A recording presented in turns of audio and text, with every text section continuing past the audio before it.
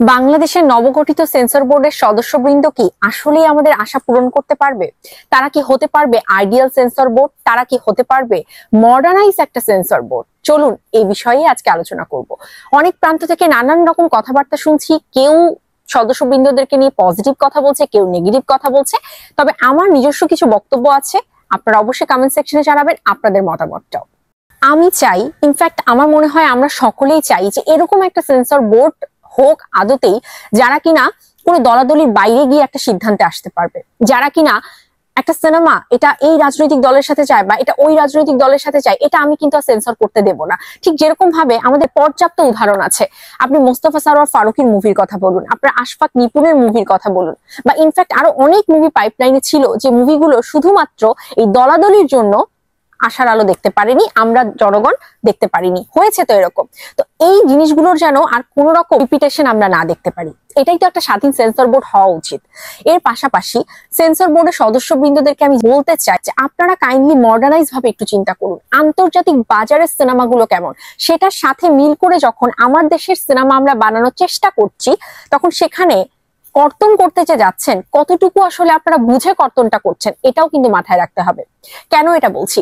কারণ এই যে বললাম সদস্যবৃন্দদেরকে নিয়ে নানান ভাবে কথা উঠছে, এখানে অনেক মানুষ আছে যারা আসলেই সিনেমা সংশ্লিষ্ট, যাদের জ্ঞান গরিমা অনেক বেশি, তারা অনেক প্রতিভাবান মানুষজন, স্কিল্ড মানুষজন। আর এই সকলের ভিড়ে কিছু নামে আমি বেশ অবাক হয়ে গেলাম যে এরা আদতেই কি সিনেমা সংশ্লিষ্ট কেউ, বা এরা আসলে সিনেমার কতটুকু বোঝে। মানে একটা দৃশ্য দেখলাম, আমার ভালো লাগছে না, এটা কেমন যেন।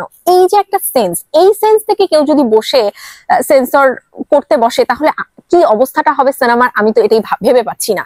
তো যাই হোক, এতটুকুই বলতে চাই যে বাংলাদেশের সিনেমা ইন্ডাস্ট্রি মানেই হচ্ছে শাকিব খান, আর মেগাস্টার শাকিব খানের পরবর্তী যত সিনেমা আসবে প্রত্যেকটা সিনেমাগুলোই কিন্তু হবে রিয়েল ফাইটিং জোনের, মানে একদম রিয়েল ফাইটিং আমরা দেখতে পারবো, এবং আমরা এটা চাই, সাধারণ দর্শক চাই। এখন আপনারা ধরেন হাতটা কেটে দিল, ও মাই গড, এটা তো দেওয়া যাবে না, কোনো একটা রক্তের কোনো কিছু দেখাচ্ছে, রিয়েল ফাইটিং দেখাচ্ছে, না এটা তো এরকম ভাবে দেওয়া যাবে না, বাংলাদেশের মানুষ এটা দেখতে পারবে না, বাচ্চারা দেখতে পারবে না।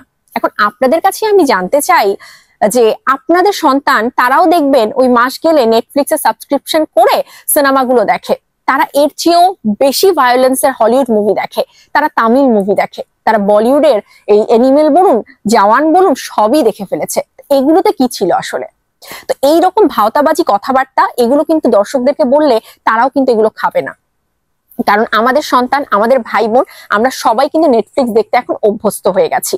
তো মেগাস্টার শাকিব খানের কোনো মুভির যেন এরকম কর্তন না হয় যেটা বিশ্ববাজারে আর প্রতিনিধিত্বই করতে পারছে না। তাই পরবর্তী যা মুভি আসবে, যারা বসে আছেন সদস্যবৃন্দ হয়ে বসে আছেন সিনেমা কর্তন করার জন্য, পাশ করার জন্য, ছাড় দেওয়ার জন্য, এই জিনিসগুলো মাথায় রাখবেন। আমরা মডার্নাইজ মুভি দেখতে চাই, আমরা রিয়েল ফাইটিং দেখতে চাই মেগাস্টার শাকিব খানের। তো এখন আর হবে না যে একটু ঢিসুম ঢিসুম দিল, 4-5 গজ দূরে গিয়ে পড়লো, কিংবা সোয়াগ দেখালো, কিংবা ঢিসিয়া ঢিসিয়া, ব্যাস শেষ, এরকম কোনো কিছু না। যা হবে রিয়েল হবে। আপনি একবার চিন্তা করুন তো, আপনাকে কেউ মারতে এসছে, এখন আপনি কি ওই তাকে একটা ঘুষি দেবেন আর সে ওই উড়ে গিয়ে পড়ে গেল? এরকম হয় কখনো? আপনার হাতের কাছে যা থাকে আপনি সেটা দিয়ে একটা কোপ দিয়ে দেবেন, করেন কিনা? সাধারণভাবে আমরা কি করি? রিয়েলিস্টিক জীবনে যা হয় সেটা থেকে অনুপ্রাণিত হয়ে একজন ডিরেক্টর সিনেমা বানায়, বা ওটাকে আরেকটু কাল্পনিক করে সিনেমা বানায়। তো সিনেমাটাই তো এরকম। এখন আপনারা যদি হাজারো বাইন্ডিং দিয়ে দেন বিভিন্ন রকম কিছু, এটা করা যাবে না, ওটা করা যাবে না, এইটা না, ওটা না, এই দল ওই দল, এইরকম কোনো কিছুর মধ্যে প্লিজ দয়া করে বাংলাদেশের চলচ্চিত্র সংস্কৃতিকে আর ঢোকাবেন না। আমরা ক্লাস 5 থেকে 10-এ উঠছি, আর 10 থেকে আবার 5-এ এসে নামছি। আর যে মানুষটা যার সিনেমা ধরেই বিশ্ববাজারে বাংলাদেশের চলচ্চিত্র প্রতিনিধিত্ব করছে, অবশ্যই সেই জায়গা থেকেই বিচার বিশ্লেষণ করবেন যে বলিউডে এখন কি সিনেমা চলছে, তামিলে কি সিনেমা চলছে, বাংলাদেশে কি সিনেমা চলা উচিত। আর অবশ্যই হ্যাটস অফ জানাতে চাই আমাদের বাংলাদেশের সাধারণ দর্শককে, যাদের উপর আস্থা রেখেই কিন্তু এই ছোট্ট দেশ, ছোট্ট একটা চলচ্চিত্র জগৎ, তারা এত বেশি আশা পায়, ভরসা পায় যে আমার দেশের জনগণ সিনেমা দেখতে চায়। তো আমার দেশের জনগণ যেরকম সিনেমা দেখতে চায়, আমরাও চাই শাকিব খান সেরকম মুভি করুক। Thank you.